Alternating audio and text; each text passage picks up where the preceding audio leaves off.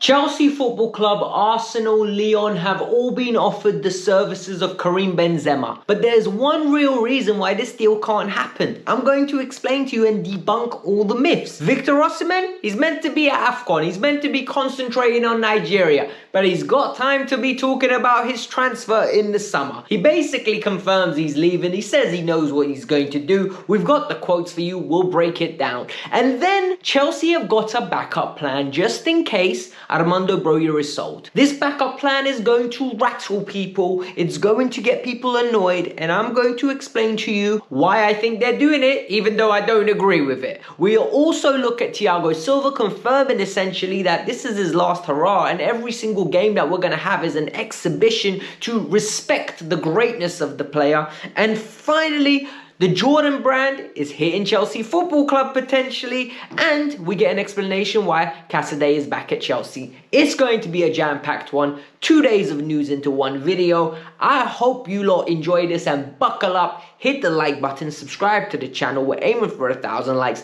Chelsea have won yesterday, so you should be super happy, and if you made it this far, you should be subscribing at this point, because 56% of you lot that watch these videos return but don't subscribe. I don't understand why. Doesn't make sense. Let's get Kareem Benzema went and got himself 200 million euros or pounds on an annual basis for 4 years, and yet he's still unhappy. Tells you two things. Number one, money can't buy you happiness apparently, and number two, we can just change our mind as humans beings within a span of a couple of weeks. Because the reality is, I can't believe we're even in this situation, because I thought he was doing his retirement tour. But it looks like the player wants out of Saudi Arabia, and literally, he is causing the PIF massive issue. It is being reported that the player wants a loan for the short-term period and basically wants to come back later in the day. I'm guessing he doesn't want to leave his money on the table. Let's just put it this way.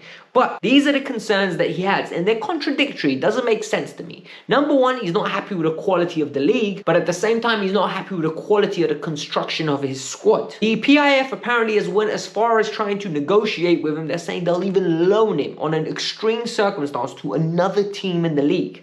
He's not happy with the way Al Hilal has been built, in the sense that they're so much more powerful than the rest of the teams. But all I'm going to say is, that's bloody squad construction. Like, you all had the same amount of money. You all had a mad budget. They just acquired the players that are making a difference. So for me, this is sour grapes from him, if this is true. But what is going on?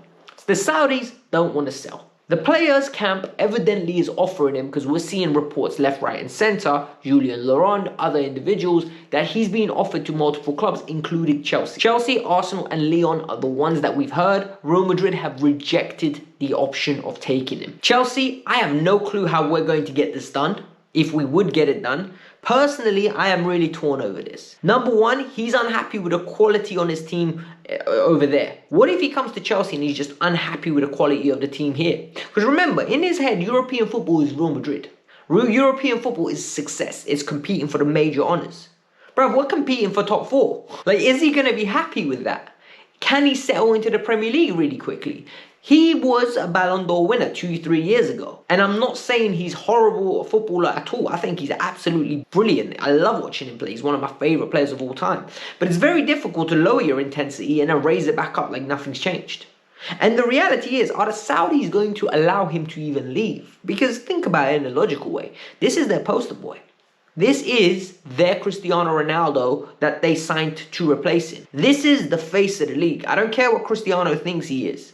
This is the individual they're paying the most money to. So it's a question that we don't have an answer to at this moment in time. But if I was a gambling man, I would say he's not going anywhere. He's staying in Saudi Arabia. The player that can't stop talking is Mr. Victor Osimhen. Victor Osimhen is an individual that at this moment in time is playing for Nigeria at AFCON. I think he's doing decent, but in the sense of the team. The team is doing well. They won 2. I think they drew 1 game. They go out the group, top of the group. Osimhen and the other forwards aren't pulling up numbers. I'll be honest, they've been really disappointing. And a lot of people that I talk to that are Nigerian, they're not happy with the way the team's playing. And the reason they're not happy is because they expect more. And you know what? The quality that they have in their team, I expect it. But the reality is, Victor Osimhen at this moment in time did an interview and nobody asked him to do this interview. He said 60% of the rumours are linking me to the EPL. Firstly, why are you saying? Then he went on to saying, yeah, it was a dream to play in the EPL. And in the summer, I'm happy at Napoli now, but in the summer, I will come out with my decision. Because I haven't made my mind up, but then he goes on to say, I've made my mind up. Guys, this deal to wherever he's going is done. And I've got a big feeling it's Chelsea Football Club. We saw the John Obi Mikel podcast. We've seen him with Didier Drogba. We've seen him consistently commenting on the pictures where people tell him happy birthday in a Chelsea top. We've seen that he's got friends and family that are Chelsea fans. He's spoken about how much the jersey means to him. Yes, he spoke about Manchester United as well. But all of this is shaping up to be a signing where he comes in and he's the face of this project that we're building. Armando Broja from yesterday's team is Victor Osimhen. And we've got Nicholas Jackson coming off the bench, offering width whenever needed. It's just adding up. And for me, I'm very excited. I hope this happens. What doesn't add up to me is the John Duran link. John Duran is a 20-year-old Colombian player. He has just recently moved to Aston Villa, and I can't even say that he's hit the ground running. Like, reality is he's hardly played. We don't know whether he, at this moment in time, is good enough, and we might find out on Friday, because I got a feeling he's going to start if Ollie Watkins doesn't. Reports in Colombia come in that the talks between the two clubs are intensifying. Aston Villa don't want to sell, but Chelsea are trying to acquire his services. And the question for me now lies, why are Chelsea doing this? You've got Armando Broja. If you're going to go and sign a Victor Osimhen in the summer, is this a good idea to go in for Duran? Because I think Jackson's had a good season. I think when you look at Jackson's season as a body of work and you see the way he's developed and you see what we've acquired, very good scouting. He can't finish and he can't use his left foot. Other than that, he can do a lot of other good things. Like, he's actually a very competent player. And first player off the bench, very good. I like him. But Duran is another project player. And what makes me worry is, do we need another one of those? Like, do we need another project player that we have to be patient with? People have lost patience with Mikhailo Mudryk, and I don't understand why. Like, reality is, we have to be accepting of what these players are. They're coming in, and people want them to be their ceiling and their potential, because these are the buzzwords now. But their current ability is nowhere near that. So to judge them on those metrics now is lunacy for me. You're setting yourself up to be upset. Don't do that in life. After a victory yesterday, everyone's emotions were super high. And if you haven't watched my post-match reaction, it was very positive, and it will be here at the end of the video. So make sure you stay tuned to there, and there'll be a link that sends you straight there. But for me, it was very interesting to see the post-match reactions. Pochettino was very positive, but at the same time, he says he wants to win. We've got Thiago Silva coming out with statements like, this is basically his last hurrah. He said he hasn't won at Wembley in 2 occasions. He wants to make it third time lucky. He doesn't know when he's going to get another opportunity. And every single time it makes him appreciate being in front of the Chelsea fans. They've built up a good relationship, the fans and himself, and he feels special. And the way he was speaking, the way he was talking about his future, you can tell this is his last hurrah. The secret scout has come out and basically confirmed it. He said everything he is hearing, this is the last hurrah for Thiago Silva in England. And what I'm going to say is, when Thiago Silva leaves, it will be heartbreaking and it will be sad, but we are going to celebrate on this channel because he has been a special signing. This is one of my favorite players of all time. And I got to see him at my club. I got to see the legend, the myth that is Thiago Silva, the special, amazing player. Like, he is a player that will be remembered throughout generations. Coming to Chelsea and winning a Champions League is just the icing on the cake.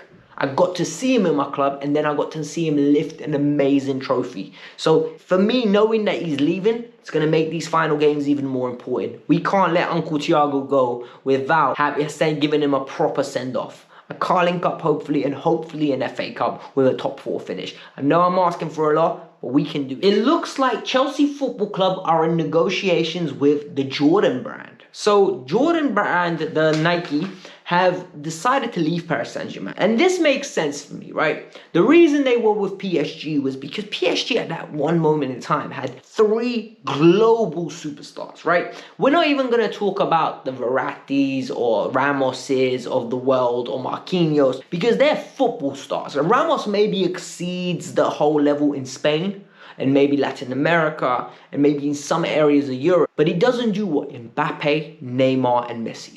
I think you can show my nan a photo of the 3 of them, she'll know 2 of them guaranteed. That is how much of stardom they had. So the Jordan brand knew exactly what they were receiving by signing up with PSG. And it elevated PSG's market value to another level. Not only was the drip amazing, the whole entity became known with the Jordan brand. People were like, oh yeah, PSG sponsor.